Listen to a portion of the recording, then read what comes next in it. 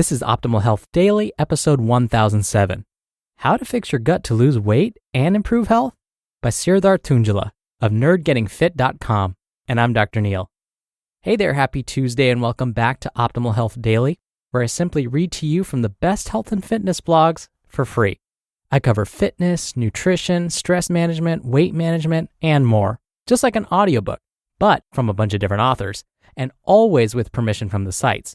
And then on Fridays, I answer your questions. You can send one in at oldpodcast.com/ask. Now, on yesterday's podcast, that was episode 1006, I was briefly mentioning some things about the microbiome. We were talking about simple sugars and how that might affect the diversity and number of good bacteria in your intestines.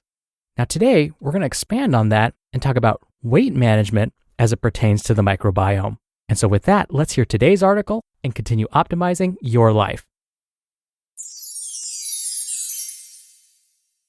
How to Fix Your Gut to Lose Weight and Improve Health? By Serdar Tuncali of nerdgettingfit.com. Currently, there are two big camps of obesity research. One camp subscribes to the calories in, calories out model of obesity, whereas the other camp believes in the carbohydrate insulin model. But what if there was a third explanation? We have a 50-50 partnership with the bacteria living in our body, and it is not a far-fetched idea to think they call some of the shots. Even though bacteria reside everywhere on our bodies, the vast majority are in our gut. We already know that gut microbiota play a role in digestion, vitamin production, and the immune system. What is recently being discovered is the role of gut microbiota in obesity. Infants get introduced to gut microbiota during birth. Babies born naturally get their gut microbiota from the mother's vaginal canal. Additionally, they get bacteria from breast milk and as they grow up, from the environment and foods they eat. The majority of gut bacteria belong to one of the two main types of bacteria. They are called Firmicutes and Bacteroidetes. The ratio of these two bacteria seem to be different in obese and lean people. Obese people have a higher Firmicutes to Bacteroidetes ratio than lean people.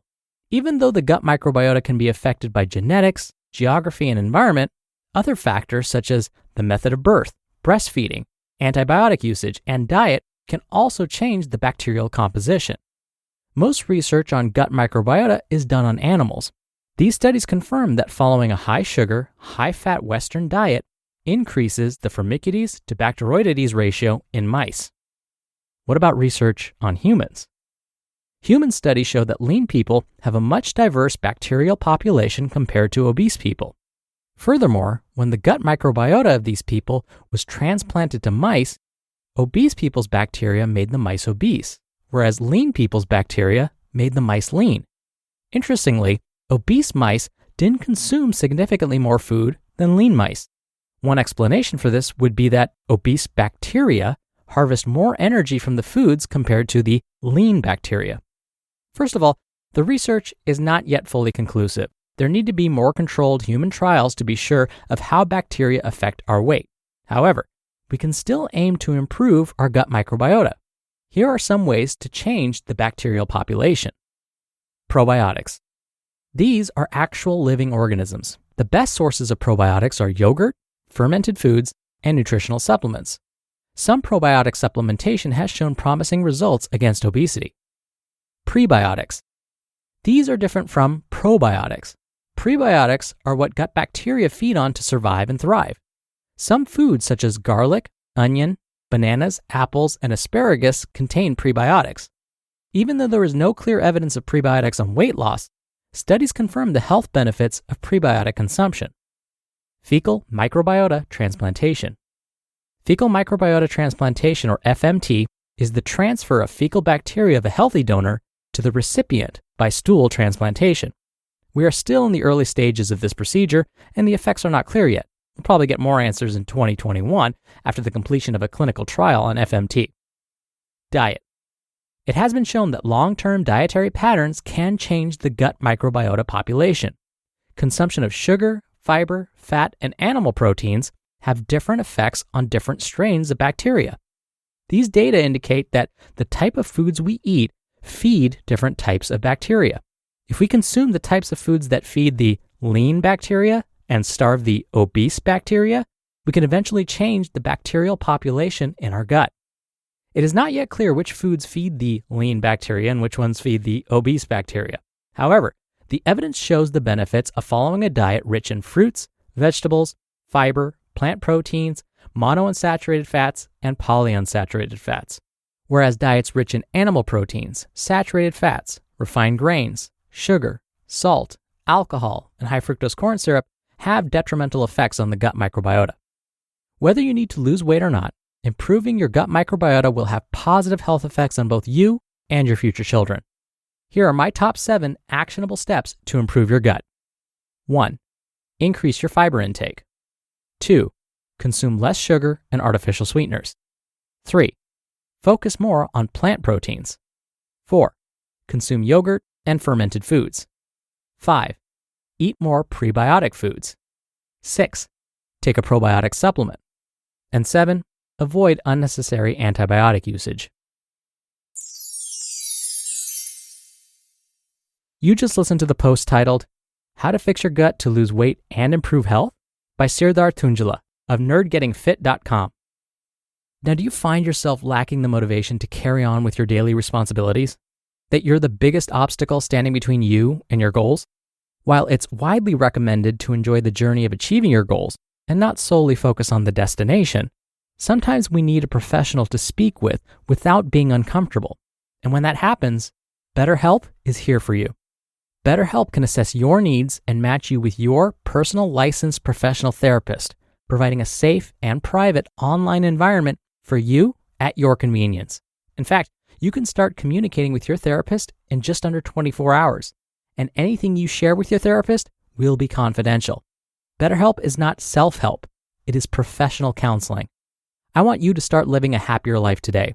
As a listener, you'll get 10% off your first month by visiting betterhelp.com/OHD. Join over 800,000 people taking charge of their mental health. Again, that's BetterHelp, HELP.com/OHD. Dr. Neil here for my commentary. The good news here is that we have some control over the health of our microbiome. But here's the deal. What we need to remember is that if you're struggling with maintaining weight, your microbiome may be partly responsible, but it's probably not the only determining factor. Instead, calories consumed, calories burned, the quality of foods you consume, the types of exercises that you perform, stress levels, genetics, and so on are all likely working together, and as a result, may determine weight lost versus weight maintained versus weight gained. But again, lucky for us, many of these variables, when you think about it, are within our control. Let's say you were convinced by the article I just read to you, and you decide you want to attack your weight management by focusing on the health of your microbiome. Well, you can start by consuming at least 25 grams of dietary fiber each day, which you can easily accomplish by consuming 5 to 9 combined servings of fruits and vegetables. That should get you there pretty easily. But here's the deal. If you eat 5 to 9 combined servings of fruits and vegetables each day and get the recommended 25 grams of dietary fiber, which would be really easy, you will also likely encounter a wonderful but unintended side effect. You'll probably end up consuming less processed food, which then would help you with your weight loss goals. Then, if you decide to add in a daily walk or a jog to increase the calories burned, yes, you'll be burning more calories, but an added benefit is that walking and jogging also seem to support a healthy microbiome.